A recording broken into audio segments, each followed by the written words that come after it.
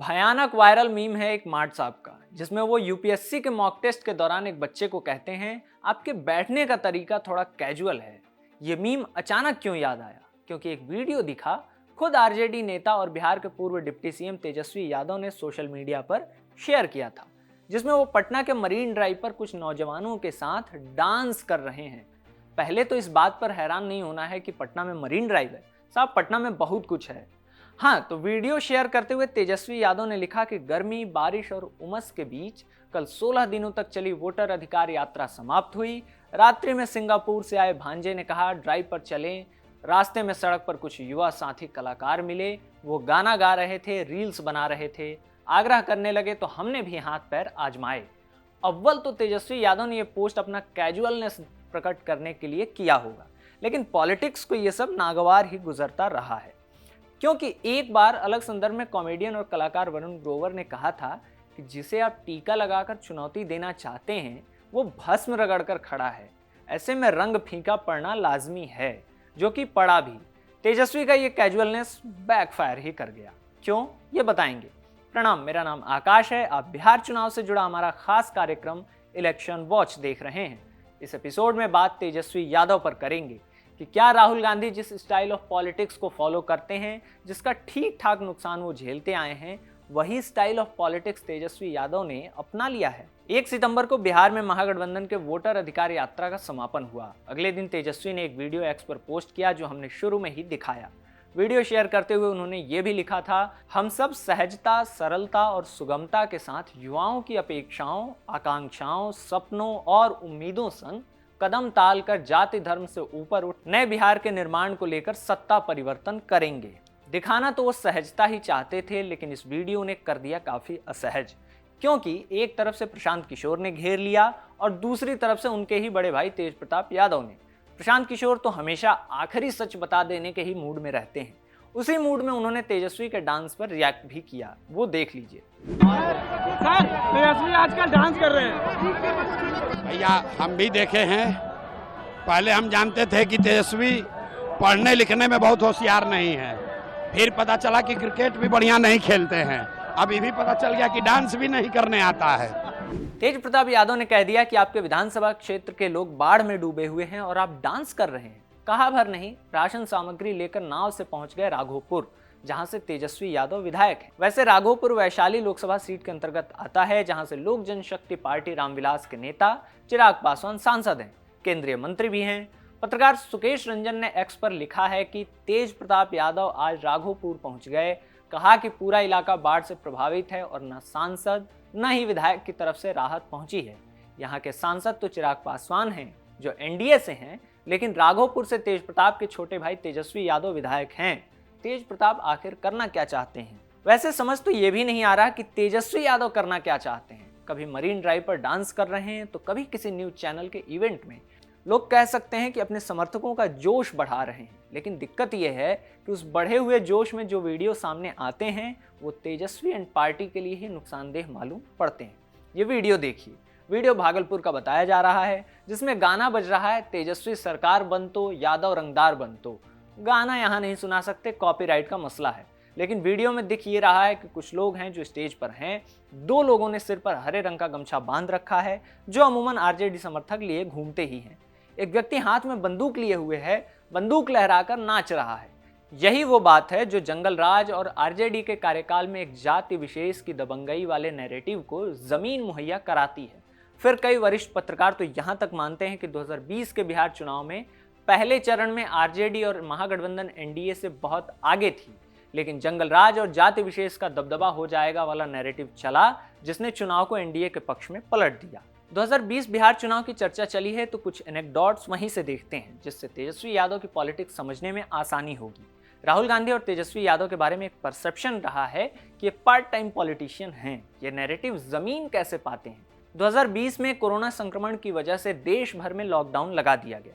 दिल्ली, मुंबई जैसे शहरों में रह रहे बिहार के मजदूरों के लिए आफत आन पड़ी। देश भर में वो तस्वीरें चलीं जिसमें बिहार के मजदूर पैदल ही दिल्ली, मुंबई से लौटने लगे अपने घर की ओर। खूब सवाल उठे कि बिहार की नीतीश सरकार ने मजदूरों की वापसी का इंतजाम क्यों नहीं किया, लेकिन इस पूरे दौर में तेजस्वी यादव कहीं नजर नहीं आए। न प्रवासी मजदूरों के साथ, न उन गांवों में जहां लोग खाए खाए बिना मर रहे थे। जबकि विपक्षी नेता के तौर पर तेजस्वी यादव के लिए ये आबादी नीतीश कुमार को घेरने का जरिया भी बन सकते थे। इंडिया टुडे में छपी अपनी एक रिपोर्ट में प्रभाष के दत्त लिखते हैं, सरकार के खिलाफ गुस्सा तो था, लेकिन कोई विपक्षी नेता नहीं था जो इसे चुनाव के लिहाज से निर्णायक मोड़ में बदल सके। तेजस्वी यादव देर से पहुंचे और तब तक केंद्र और नीतीश कुमार की सरकार ने नकदी और अनाज के रूप में राहत वापस लौट रहे प्रवासियों तक पहुंचा दी थी। ऐसे प्रवासी मजदूरों में गुस्सा कुछ हद तक शांत हो चुका था। इन योजनाओं ने अंततः एनडीए सरकार को गरीबों के बीच अपना सपोर्ट बेस बनाए रखने में मदद की और बिहार में मोदी नीतीश के किले में सेंध लगाने से महागठबंधन को रोकने में भी मदद की। तेजस्वी यादव ये मौका गंवाने के बाद चुनाव प्रचार में सक्रिय होते हैं। उनके सामने सबसे बड़ी चुनौती थी लालू प्रसाद यादव की गैर मौजूदगी। तेजस्वी यादव पर इलेक्शन कैंपेन लीड करने की जिम्मेदारी थी। उन्होंने इस जिम्मेदारी को पूरी गंभीरता से निभाया भी। दिन भर में 17-18 रैलियां की, हेलीकॉप्टर से सभा स्थल पर उतरते, दौड़ते दौड़ते स्टेज पर पहुंचते, सीधे भाषण देते, ऐसे मुद्दे उठाते जो सीधे नौजवान वोटर से कनेक्ट करे। और ये मुद्दा था सरकारी नौकरी का, और इसे उठाना शुरू किया बेहद सिंबॉलिक ढंग से। दरअसल 16 अक्टूबर 2020 को दुर्गा पूजा की शुरुआत हुई। पहले ही दिन तेजस्वी ने दुर्गा पूजा की और एक संकल्प लिया। संकल्प ये कि अगर महागठबंधन की सरकार बनती है तो कैबिनेट की पहली बैठक में पहला फैसला सरकारी नौकरी को लेकर किया जाएगा। पहली कलम से 10 लाख युवाओं को सरकारी नौकरी देने का संकल्प लिया तेजस्वी ने। उसी दिन तेजस्वी ने 10 रैलियों को संबोधित किया और हर रैली में जोर शोर से यही वादा दोहराया और पूरे चुनाव इस वादे को लेकर हल्ला रहा। वो भी इस कदर कि नीतीश कुमार ने एक रैली से कहा कि 10 लाख नौकरी कहां से लाएगा।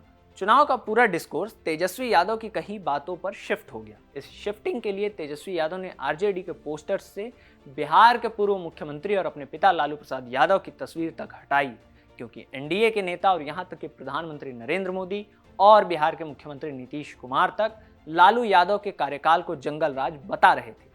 लेकिन तेजस्वी ने इन मुद्दों को टैकल किया और पूरी बहस नौकरी पर टिका दी। तब कहा गया कि आरजेडी और लालू प्रसाद यादव को लेकर बनी छवि के बावजूद युवाओं में तेजस्वी की अपील बढ़ी है। चुनाव रिजल्ट आया तो ये अपील दिखी भी। भले ही महागठबंधन को पूर्ण बहुमत नहीं मिला, लेकिन तेजस्वी के नेतृत्व में आरजेडी 75 सीटें जीतकर सिंगल लार्जेस्ट पार्टी बनी। चुनाव परिणाम आने के बाद उन्होंने आरोप भी लगाया कि प्रशासन को कंट्रोल करके एनडीए ने उनके कैंडिडेट्स को हरवाया और चुनाव चोरी कर ली। सरकार एनडीए की बनी, नीतीश कुमार सीएम बने, लेकिन राजनीतिक विश्लेषक और पत्रकार इस बात पर एकमत हुए कि तेजस्वी यादव हैज अराइव्ड। लेकिन इस अराइवल की चमक 2024 के लोकसभा चुनाव में फीकी पड़ गई। केंद्र की बीजेपी सरकार के खिलाफ एंटी इनकम्बेंसी और अब की बार 400 पार वाले नारे के बैकफायर कर जाने के बावजूद बिहार में यादव नेता वो परफॉर्मेंस नहीं दे पाए जो पड़ोसी उत्तर प्रदेश में एक यादव नेता ने दिया। अखिलेश यादव ने कांग्रेस को छोटा भाई बनाया यूपी में, राहुल गांधी के राष्ट्रीय नेता वाली छवि को किनारे करते हुए खुद कैंपेन को लीड किया, अपने हिसाब से स्ट्रैटेजिकली टिकट बांटे। अखिलेश यादव ने टिकट बंटवारे में ही उस परसेप्शन को धराशायी कर दिया था कि सपा एक बिरादरी की पार्टी है। लेकिन तेजस्वी इस छवि से पार नहीं पाते दिखे। सपा ने 2024 आम चुनाव में सिर्फ 5 सीटों पर यादव नेताओं को उतारा। कुल सीटों का ये 8वां हिस्सा था जो सपा ने लड़ा, लेकिन आरजेडी ने 23 में से 9 सीटों पर यादव कैंडिडेट उतार दिए, जो कि 39% सीटें थीं। अखिलेश यादव ने यूपी में सिर्फ पीडीए यानी पिछड़ा, दलित और अल्पसंख्यकों के रिप्रेजेंटेशन की बात ही नहीं कही, बल्कि सीट बंटवारे में वो करके दिखाया भी। लेकिन तेजस्वी ऐसी किसी सोशल इंजीनियरिंग को साध नहीं पाए। 2024 के चुनाव में तो तेजस्वी ने बड़े लीडर बनने की इमेज को पूर्णिया में भी कुचला, जहां पप्पू यादव के साथ उनका ईगो क्लैश हुआ। हफ्ते भर वो पप्पू यादव के खिलाफ पूर्णिया में कैंप लगाकर बैठे रहे, यहां तक कि कह दिया कि पूर्णिया में या तो आरजेडी की बीमा भारती को वोट दिया जाए या जेडीयू के संतोष कुमार को दे दीजिए। लेकिन इतना सब करने के बावजूद पूर्णिया में तेजस्वी यादव की हार हो गई। पप्पू यादव को जीत मिली और पूरे बिहार में देखें तो 40 सीटों में से महागठबंधन सिर्फ 9 सीटें जीत पाया, जिसमें आरजेडी को 4 सीटों पर जीत मिली थी। एनडीए के खाते में 30 सीटें गईं। एक निर्दलीय पप्पू यादव जीत कर आए। 2024 के मोर्चे पर तेजस्वी यादव अपनी पार्टी को MY यानी मुस्लिम यादव वोटर्स से आगे बढ़ाने में नाकाम दिखे। एनडीए 400 सीटें जीत जाएगी तो आरक्षण खत्म हो जाएगा। विपक्ष ने ये बात उठाई तो सही, लेकिन दलित और महादलित जातियों में अपना वोट शेयर बढ़ा नहीं पाई, जो नीतीश कुमार का वोट बैंक है बिहार में। अब करीब 1.5 साल बाद बिहार में विधानसभा चुनाव होने जा रहा है। तेजस्वी यादव अपने नाम के आगे से सीएम इन वेटिंग का टैग हटाना चाहते हैं। चुनाव से ठीक पहले सूबे में उन्होंने राहुल गांधी के साथ मिलकर वोटर अधिकार यात्रा निकाली। मुद्दा बनाया स्पेशल इंटेंसिव रिवीजन को, जिसके जरिए चुनाव आयोग बिहार में वोटर लिस्ट से अवैध वोटर्स का नाम काट रहा है। 2 हफ्ते से ज्यादा वक्त तक वोटर अधिकार यात्रा चली। यात्रा की तस्वीरें देखने से पता चलता है कि ड्राइविंग सीट पर राहुल गांधी बैठे रहे। बिहार में राजद और कांग्रेस को लेकर समीकरण बताया जाता है कि राजद बिग ब्रदर है और कांग्रेस छोटा भाई, लेकिन वोटर अधिकार यात्रा में यह समीकरण पूरी तरह से उल्टा दिखा। तेजस्वी राहुल गांधी के सामने झुके और इस पर मुहर तब लगी जब यात्रा के दौरान एक पत्रकार ने राहुल गांधी से पूछा कि क्या तेजस्वी यादव महागठबंधन के सीएम फेस हैं? बिहार को लेकर अभी तक आपकी पार्टी से साफ क्यों नहीं किया जा रहा कि तेजस्वी यादव सीएम बनेंगे बिहार में? बहुत अच्छे तरीके से एक पार्टनरशिप बनी है। हम मतलब सारी की सारी पार्टियां एक साथ जुड़कर काम कर रही हैं, कोई टेंशन नहीं है और म्यूचुअल रिस्पेक्ट है और एक दूसरे की मदद हो रही है, तो मजा भी आ रहा है। आइडियोलॉजिकली हम अलाइंड हैं, पॉलिटिकली अलाइंड हैं, तो बहुत अच्छा रिजल्ट आएगा, मगर वोट चोरी को रुकना है। राहुल गांधी का ये जवाब तब आया जब यात्रा के दौरान तेजस्वी यादव खुलकर बोल चुके थे कि इंडिया ब्लॉक के दल राहुल गांधी को प्रधानमंत्री बनाएंगे। तेजस्वी जिसे पीएम बनाने की हामी भर रहे थे, उनकी छवि पार्ट टाइम पॉलिटिशियन या नॉन सीरियस पॉलिटिशियन वाली ही बनी हुई है, या कहें कि बनाई गई है। राहुल गांधी कैजुअल स्टाइल में पॉलिटिक्स करते दिखते हैं, चाहे वो भाषण के दौरान बोली गई भाषा हो या कोई एक्टिविटी। अब यही देख लीजिए कि 9 सितंबर को उपराष्ट्रपति चुनाव के लिए वोटिंग होने वाली थी। उससे पहले सोशल मीडिया पर यह बात फैल गई कि राहुल गांधी मलेशिया में छुट्टी मनाने चले गए। हालांकि इसे लेकर कांग्रेस की ओर से कोई आधिकारिक जानकारी तो अब तक नहीं आई है, लेकिन परसेप्शन बना कि जिस वक्त राहुल गांधी को विपक्षी पार्टियों के साथ मिलकर उपराष्ट्रपति चुनाव में वोटिंग की रणनीति बनानी चाहिए थी, उस वक्त वो छुट्टी मना रहे हैं। हालांकि वोटिंग के दौरान राहुल गांधी दिखे, उन्होंने वोट भी दिया। उपराष्ट्रपति के चुनाव में एनडीए के उम्मीदवार सीपी राधाकृष्णन की जीत हुई है। विपक्ष के उम्मीदवार बी सुदर्शन रेड्डी को हार का सामना करना पड़ा है। खैर, सोशल मीडिया पर चुनाव से ठीक पहले और पीक पॉलिटिक्स के वक्त पर राहुल गांधी को लेकर आने वाली ये खबरें उनकी छवि वैसी गढ़ती है जैसी गढ़ी जा चुकी है। यही असर तेजस्वी यादव पर भी दिखने लगा है। वोटर अधिकार यात्रा के बाद मरीन ड्राइव पर डांस करते दिखते हैं तो उस पर घिर जाते हैं। कूल बनने की कोशिश बैकफायर कर जाती है। दिलचस्प है कि तेजस्वी यादव को हार्डकोर पॉलिटिशियन बनने के लिए दूर के किसी नेता से सीखने की जरूरत नहीं है, बल्कि वो अपने पिता लालू प्रसाद यादव की ही कहानी पढ़ सकते हैं। लालू यादव खुद डांस नहीं करते थे, बल्कि वर्चस्व की मैसेजिंग के लिए डांस करवाया करते थे। लालू यादव जब पहली बार के विधायक थे तो अगड़ी जाति के लोगों से राशन मांगकर जुटाते थे और नाव से ले जाकर पिछड़े तबके के लोगों के इलाके में बांट दिया करते थे, जो बाढ़ की वजह से दाने दाने को मोहताज थे।